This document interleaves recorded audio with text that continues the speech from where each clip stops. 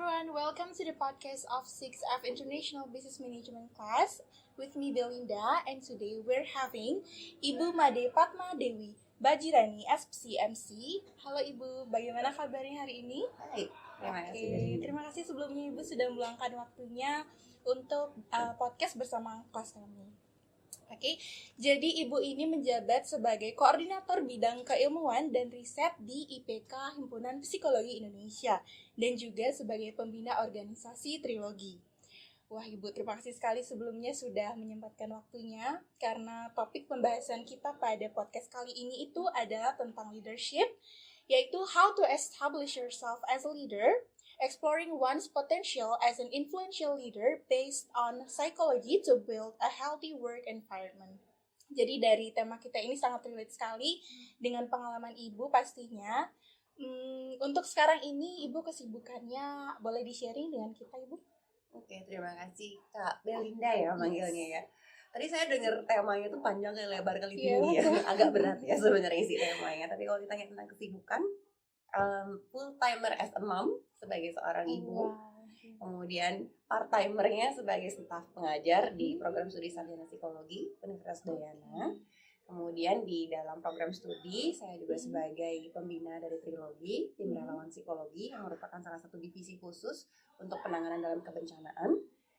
Kemudian yang tadi IPK, Ikatan Psikologi Klinis di Himpunan Psikologi Indonesia Wilayah Bali, itu saya sebagai koordinator untuk bidang riset dan juga pengembangan keilmuan gitu ya. Nah, itu sih mungkin ya kalau aktivitas dalam organisasi. Kalau yang lainnya ada beberapa organisasi juga yang saya ikuti dan sebagai pengurus juga di situ. Dari tadi saya mendengar kata pembina, koordinator dan juga staf pengajar. Itu bagaimana Ibu mengatur waktu Ibu dan apalagi sebagai seorang ibu ya tentunya.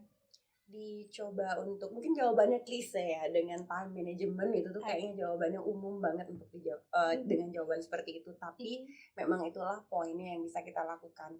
Menentukan skala prioritas itu juga yang paling utama sih, artinya mana yang paling penting atau paling krusial untuk diselesaikan. Kemudian kalau memang ada beberapa hal yang bisa untuk didelegasikan, kita delegasikan. Gitu sih. Baik sekali. Lalu untuk beberapa bulan ke depan ini apakah ada event atau misalkan kegiatan yang important bagi Ibu? Sudah ada jadwal? Kegiatan beberapa bulan ini lumayan ya kalau kegiatan di perguruan tinggi sebagai staf pengajar, tentunya Tridharma Perguruan Tinggi itu tetap ya pengajaran, kemudian penelitian dan juga pengabdian masyarakat itu masih jalan sampai dengan bulan Juni nanti, akhir Juni dan juga sampai dengan Juli. Kemudian apalagi untuk penyelesaian tugas-tugas untuk kampus Merdeka juga itu juga harus selesai di bulan Juli.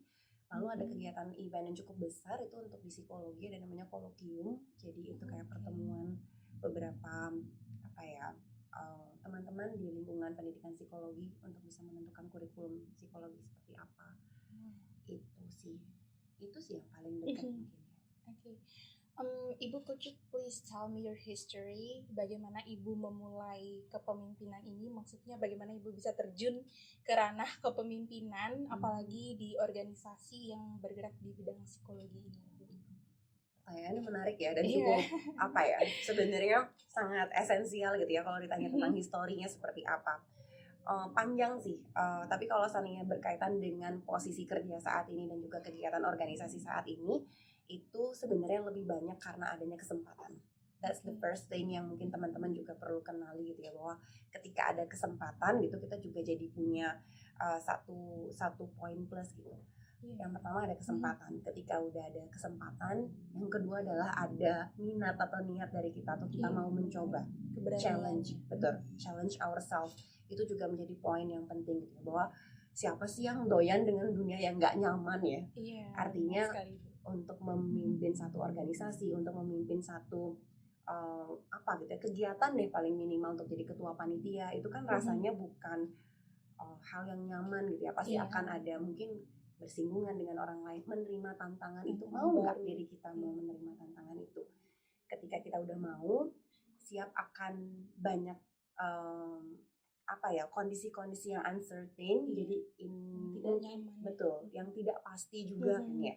Kita kita berhadapan dengan mungkin teman-teman yang banyak aneka ragam rupa wujud gitu kan, kalau misalnya kita dalam organisasi ataupun dalam satu kegiatan, ketika kita mau dealing dengan hal tersebut dan mau belajar untuk pengembangan diri kita, rasanya itu secara umum ya itu historinya sih. Jadi ada kesempatan yang diberikan atau ada peluang yang diberikan, kemudian saya mencoba, artinya ditawarkan, mencoba sambil dengan belajar gitu ya, bersama-sama dengan teman-teman dalam organisasi ataupun teman-teman dalam tim. Berarti sudah berapa lama Ibu bergerak di bidang kepemimpinan ini? Kalau trilogi itu baru di 2021. 2021. Semenjak saya baru jadi dosen ya tepatnya. Jadi 2021 saya baru jadi dosen, baru 2021 itu baru juga mendapatkan kepercayaan ya untuk bisa menjadi pembina dari trilogi. Sangat keren sekali Bu, apalagi ditambah dengan kesibukan sebagai mom ya. Oh itu udah tugas utama ya, malah itu full timernya. Jadi sisanya tuh mungkin yang lainnya itu sebagai pekerjaan. Tapi itu kesempatan dan juga keberanian yang paling penting. Pernah nggak Ibu dengar statement everyone is a leader but not everyone has ability to lead? Itu menurut Ibu bagaimana statement itu? Sebenarnya betul ya. Atau mungkin saya juga ada di posisi yang tengah-tengah. Saya mungkin sedikit jelasin bahwa kita sebenarnya tuh leadership itu ada turunan secara genetik itu 30%. Dan 70%-nya itu adalah proses belajar kita. Jadi kalau seandainya ayahnya Belinda adalah seorang pimpinan gitu ya, kemudian ibu adalah seorang pimpinan secara nggak langsung gitu ya, secara herediter 30% itu ada di dirimu as a leadernya. Tapi sebenarnya 70%-nya itu adalah hasil dari proses belajar. Saya sering menganalogikan gitu ya, kondisi psychological kita ataupun mungkin trait kita, kepribadian ataupun karakteristik kita itu kayak batu akik gitu ya. Batu akik, oke, interesting. Contohnya mungkin ada yang punya batu akik itu di sini? Enggak ada. Jadi misalnya batu akik itu kayak bongkahan kan, aslinya itu nggak cakep, rupanya tuh kan nggak cakep. Tapi kayak kita butuh asah, kita butuh tahu mana sisi-sisi mana yang bisa kita asah sehingga itu yang bisa menonjol di diri kita gitu. Jadi sama aja kalau seandainya memang kita udah punya bakat atau kita udah punya secara herediter, secara genetik kita as leader gitu ya. Tetapi kalau seandainya itu nggak diasah atau mungkin gaya kepemimpinan kita nggak tepat dengan situasi yang sedang kita hadapi, ya bisa jadi kurang tepat juga gitu. Tapi mungkin paling menarik adalah how to lead ourselves dulu. Jadi sebelum kita nge-lead orang lain, kayaknya kuncinya ada di diri kita. Gimana sih caranya kita untuk leading diri kita dulu? Sih Bu. Tapi kadang kita nggak sampai kepikiran tentang diri kita dulu, tapi kita udah langsung fokus ke karakter masing-masing orang yang akan kita pimpin nantinya. Dan tentu saja setiap orang pasti kan memiliki karakter yang berbeda ya Ibu. Menurut Ibu itu ada perbedaan yang spesifik nggak dalam bagaimana orang itu memimpin sesuai dengan kepribadian mereka? Tentunya ada, karena kan kita juga punya banyak ragam karakteristik atau jenis leading ya, atau leadership itu juga ada banyak banget macamnya. Tapi makin kesini riset itu menunjukkan bahwa seorang leader itu saya mungkin nggak bahas dari karakteristiknya dulu, tapi mungkin poinnya adalah kalau dulu orang berpikir bahwa seorang pemimpin itu harus orang yang pintar. Secara kognitif. Artinya intelijensinya oke. Tetapi makin kesini riset itu menyebutkan bahwa seorang leader itu perlu yang namanya emotional intelligence. Artinya punya kecerdasan secara emosional. Kecerdasan EQ ya Ibu? Iya, EQ. Jadi individu yang kalaupun dia seandainya dia brilliant banget gitu ya secara kognitif, tapi secara emosional dia fluktuatif. Misalnya dia dikit-dikit marah, nggak sesuai sama keinginannya, terus dia jadi jadi sensitif gitu sama orang-orang di sekelilingnya, itu kan menjadi sesuatu yang nggak nyaman. Terus gimana caranya dia nge-lead orang-orang yang ada di sekelilingnya? Nah, karena riset itu pula juga disebutkan bahwa emotional intelligence itu menjadi satu poin yang cukup penting gitu ya, atau bahkan dikatakan sangat penting untuk bisa mature gitu ya secara emosional. Artinya walaupun mungkin dia nggak paham di satu bidang tertentu, tetapi dia mau belajar. There is a willingness and readiness to learn sesuatu yang baru, itu menjadi menjadi satu poin penting untuk menjadi seorang pemimpin. Itu untuk saat ini sih. Mengendalikan EQ itu dulu namanya. Betul. Ya. Lalu kan untuk menyesuaikan karakter kita itu kan sangat sulit ya Ibu, terutama dengan lingkungan kerja ataupun lingkungan tim kita ini yang pastinya memiliki karakter yang berbeda-beda. Lalu gaya kepemimpinan yang bagaimana sih kiranya bisa kita terapkan Ibu, yang agar bisa diterima sehingga dapat menciptakan lingkungan kerja yang positif. Oke, untuk bisa menciptakan lingkungan kerja yang positif. Positif menurut siapa? Menurut leadernya atau menurut tapi nggak semua juga orangnya? ya Ibu bisa menganggap Betul. apa yang kita pilih itu positif kan. Betul. Tapi at least kita mungkin bisa do something yang bisa diterima oleh bawahan atau misalkan teman-teman di tim kita. Ada satu konsep dari Goldman, kalau mungkin nanti teman-teman mau cari ya. Goldman tuh menemukan ada 6 jenis tipe kepemimpinan, leadership style. Dan beliau mengumpamakan bahwa leadership style itu seperti stick golf. Stick golf itu kan banyak ya rupanya ya. Kalau seandainya kita mau misalnya, oh ya kalau mau ini bolanya jauh, sticknya berbeda. Kalau seandainya kita mau pakai yang dekat kan itu jenis sticknya juga berbeda. It seems like leadership. Artinya nggak ada satupun jenis kepemimpinan atau gaya kepemimpinan yang paling oke. Jadi kayak satu untuk semua tuh nggak ada. Jadi biasanya itu disesuaikan dengan tujuan dari leadershipnya. Kalau seandainya memang momennya adalah teman-teman yang sedang kita hadapi sedang tidak tahu apa yang harus dilakukan saat ini. Misalnya, yang kemarin misalnya nih kayak podcast saat ini gitu ya. Saya nggak biasa nih pakai IT yang modelannya kayak gini, kameranya modelan kayak gini. So the leadership style yang bisa dilakukan adalah misalnya dengan model coaching. Artinya dilatih. Tapi kalau seandainya dalam proses misalnya untuk bisa mengembangkan karakteristik pribadinya, itu berarti kan bukan berarti pakai coaching. Atau misalnya, ada satu momen di mana teman-teman dalam satu organisasi itu diminta untuk mengambil satu keputusan. So coaching bukan leadership style yang oke untuk bisa diterapkan.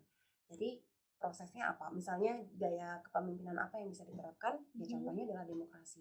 Artinya memberikan kesempatan teman-teman untuk berpendapat, untuk mengambil satu keputusan. So, leadership style-nya juga pasti akan berbeda-beda sesuai dengan situasi yang dihadapi. Kita mendengarkan apa masukan dari teman-teman semua ya Bu ya, nggak kekeh harus sesuai dengan keinginan seorang pemimpin tersebut dan disesuaikan juga dengan goals tentunya yang diharapkan.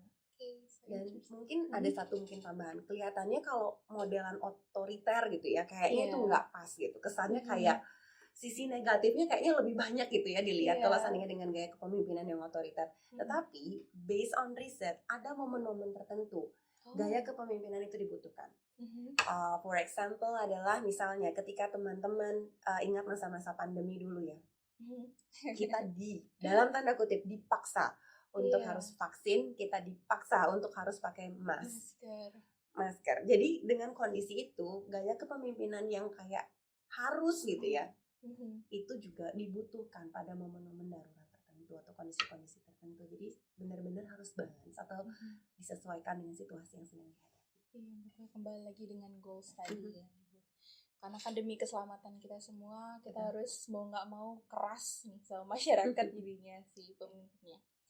Oke Ibu, sejauh ini problem apa yang sudah pernah mungkin Ibu alami selama memimpin organisasi tersebut Ibu? Boleh di-sharing ke kita? Oke, kalau misalnya dalam beberapa organisasi tantangannya adalah beda point of view.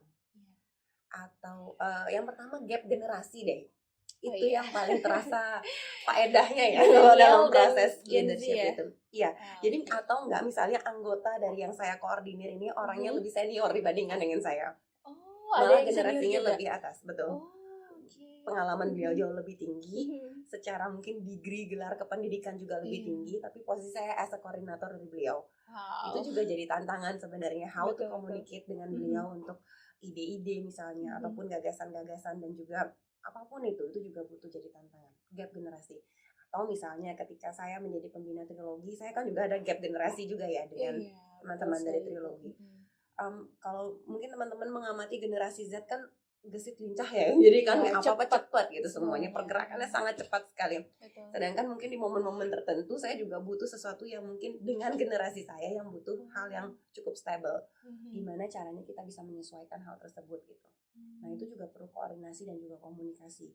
Jadi gap generasi itu kerasa banget, membuat challenging. Mau nggak mau kita juga jadi belajar tentang mindset satu dengan yang lainnya gitu ya.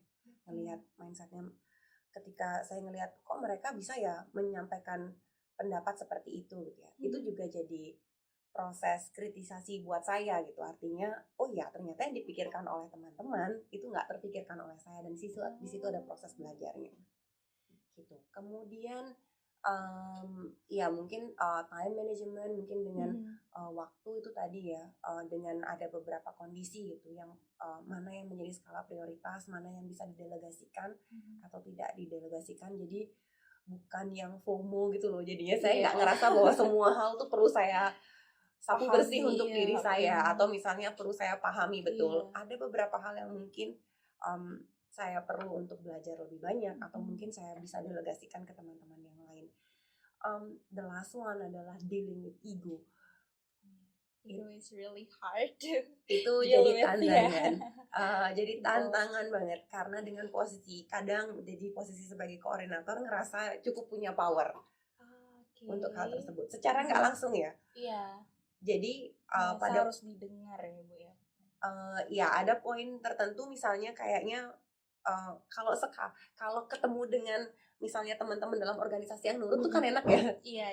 Jadi kan kayak misalnya A B C D E gitu, dikasih A sampai E, jalan semua A sampai E tanpa ada bantahan tuh kan nyaman banget ya. Tapi pada momen tertentu ketika saya berdiskusi sama teman-teman generasi Z ataupun generasi yang berbeda, itu dealing with ego. Artinya kayak, oh iya ternyata ini acara tuh punya mereka, yang akan running adalah mereka. So tugas saya di sini adalah sebagai supervisor, bukan saya loh yang punya acaranya. Jadi kayak dealing dengan diri sendiri, terus mau belajar tentang hal-hal yang baru, ya dealing with ego itu adalah menjadi momen yang benar-benar prosesnya dibutuhkan. pasti kan sulit ya Ibu, Ya, ditambah dan dengan butuh waktu. Betul sekali. Gimana cara Ibu handle itu? Lebih berkesadaran. Artinya menyadari bahwa seberapa jauh saya punya tugas untuk memfasilitasi teman-teman yang ada di dalam organisasi itu. Kalau memang misalnya saya dalam posisi di organisasi, saya as a koordinator gitu ya. Tetapi pada momen tertentu ada kegiatan kepanitiaan yang sudah ada ketua panitianya. So posisi saya adalah bukan sebagai ketua panitianya. Iya, betul sekali. Jadi kayak lebih sadar diri sih ya, mungkin bahasa sederhananya ya, seberapa jauh kita perlu untuk menegosiasikan atau misalnya mendelegasikan, atau misalnya ya seberapa jauh kita perlu controlling hal tersebut. Itu ya dealing sama diri sendiri dan perlu lebih menyadari. Sangat hebat sekali sih Ibu, karena kan prosesnya luar biasa itu. Waktu dan juga kita harus bisa melihat situasi di mana kita dibutuhkan atau seberapa besar kontribusi kita di sana di event tersebut ya Ibu ya. Karena kan pasti semuanya itu juga punya job desk yang masing-masing. Kadang kita merasa nggak puas sama apa yang mungkin dilaksanakan oleh orang lain itu, dan itu lama-lama bisa jadi toksik juga kan Ibu. Bisa jadi. Benar. Kalau menurut Ibu, persepsi Ibu antara Gen Z dan juga milenial ini memiliki style leadership yang berbeda atau sama Ibu sejauh ini yang Ibu lihat mungkin? Milenial yang dimaksud ini apakah milenial generasi X kah maksudnya, atau Y? Gen Z, milenial ini yang tahun mungkin di atasnya 95 ke atas ya. Berarti karena memang ada satu konsep teoretikal itu yang menyebutkan bahwa milenial itu ada XYZ. Jadi saya perlu konfirmasi dulu kalau seandainya mungkin milenial yang dimaksud mungkin adalah generasi Y ya, yang di atas yang dari sini. Mungkin agak sedikit ya, memang agak berbeda gitu ya, karena kan kita pahami teknologinya juga semakin pesat ya, berkembang, makin generasi Z makin berbeda lagi. Jadi speednya memang berbeda ya dalam hal bekerja dan juga untuk dalam kepemimpinan. Dari segi gagasan, karena memang teknologi itu membantu gitu ya untuk proses brainstormingnya mereka sebagai as a leader, sehingga ide-ide itu jadi cepet banget, kadang jadi cepet berubah juga, kesannya seperti itu. Tapi bekerja secara berkelompok itu memang masih menjadi kesukaan dari teman-teman yang di generasi Y atau milenial dibandingkan dengan generasi Z. Mungkin itu berkaitan dengan speed tadi ya. Kalau kerja sendiri kan memang lebih cepat ya speednya dibandingkan dengan kalau kerja secara berkelompok. Teamwork ya. Betul. Yang jadi isu tantangan saat ini adalah commitment or engagement teman-teman di generasi Z dibandingkan dengan generasi X ataupun Y yang atau generasi di atasnya ya. Jadi komitmen dalam satu organisasi, komitmen dia as a leader itu juga perlu menjadi tantangan gitu untuk saat ini. Tapi dengan gaya kepemimpinan, kalau dari hasil riset yang pernah saya baca, itu dua-duanya sebenarnya suka dengan gaya kepemimpinan yang demokratis. Jadi bebas, artinya bebas berpendapat, bebas menyampaikan argumen, ide, gagasan, ataupun mendapatkan peluang atau kesempatan yang sama gitu ya dalam proses di dalam organisasi itu. Artinya nggak lagi mungkin kalau yang di atasnya generasi Y ataupun generasi X gitu ya masih berpikir bahwa oh ya kesempatan ini tuh masih punya senior saya. Iya, senioritas itu mungkin masih terasa ya. Tapi kalau di generasi Z itu based on competencies. Jadi memang benar-benar kalau saya ngerasa bahwa diri saya kompeten, saya maju gitu artinya. Jadi peluang-peluang itu sih yang mungkin jadi kerasa berbeda ya, atau budayanya dalam leadershipnya agak berbeda. Tapi kadang Gen Z pun merasa dirinya itu bisa memimpin, tapi kalau punya kemampuan Ibu. Tapi kalau yang generasi baby boomers itu kan lebih otoriter sepertinya Ibu ya. Dan itu sering terjadi di lingkungan-lingkungan kerja. Kadang Gen Z itu nggak cocok, maksudnya lebih mental health-nya mereka jadi kayak ya. Tapi sebenarnya ini pernah saya lakukan juga ya, kayak survei gitu di salah satu perusahaan gitu berkaitan dengan gap generasi antara baby boomers dengan generasi Z. Jangankan Z, dengan Y aja udah kelihatan, X atau Y aja udah beda sudah banget terasa ya. Karena tadi kalau pengukuran terkait dengan leadership, kalau menurut teman-teman yang di atas generasi misalnya kayak baby boomers, X or Y, itu lebih memilih tentang siapa orang-orang yang dianggap wise, cukup bijak, cukup matang secara emosional dan juga secara pengalaman. Usia masuk nggak Ibu?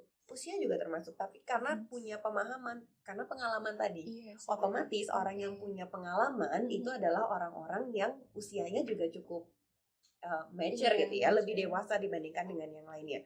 Tapi kalau generasi Z itu kan butuhnya adalah based on competencies gitu ya. Mungkin secara keilmuan memang mereka lebih paham gitu ya, tapi ada isu juga yang diangkat bahwa ada unsur emosionalnya yang juga perlu untuk ditelaah lebih lanjut gitu, artinya lebih dikenali kondisi emosional dari masing-masing. Banyak sekali topik pembahasan kita hari ini Ibu. Sangat interesting karena teman-teman semua juga ntar lagi mau internship kan, pasti akan memasuki lingkungan yang baru. Ketemu dengan leader-leader yang baru ya di masing-masing organisasi. Dan kita kan semoga bisa menjadi leader nanti ke depannya. Last question Ibu, your motivation please untuk menjadi seorang leader mungkin yang cocok nih di Gen Z dulu. Di Gen Z dulu ya. Apa ya motivasinya? Ya lebih menyadari diri tentang kompetensi, meningkatkan pengalaman lagi, kemudian experience ya. Dan kemauan untuk belajar and dealing with ego. Itu mungkin yang jadi hal yang the hardest part. Iya. Tapi kita harus mencoba. Tapi bisa, pasti bisa. Maksudnya dengan kondisi secara intelektual, saya rasa teman-teman generasi Z ini punya kemampuan belajar yang sangat cepat. Betul, Bu. Punya kemampuan yang sangat itu jadi teknologi kita ya Bu, tentu saja. Betul, karena teknologi tadi, tapi juga memang secara kemampuan untuk belajar sesuatu tuh ya karena data tuh kan banyak banget ya diperoleh, informasi itu sangat cepat bisa diperoleh. Tapi dengan hal tersebut juga perlu untuk lebih mengenali tentang diri kita sendiri, dealing with ego, artinya kalau memang dirasa bahwa rasanya saya masih perlu belajar lebih lanjut. Dealing dengan kondisi itulah yang perlu untuk dimatangkan. Supaya kita bisa improve ourselves ya. Okay, thank you so much Ibu for this opportunity. Iya. kita akhiri saja podcast kali ini karena pembahasan kita hari ini sudah cukup menarik sekali ya. Thank you Ibu for this opportunity. Thank you. It is an honor that saya bisa menjadi host hari ini. Thank you Kak Belinda. Terima kasih Ibu. Terima kasih, sampai ketemu Don't lagi forget, ya. don't forget to like, comment, and subscribe.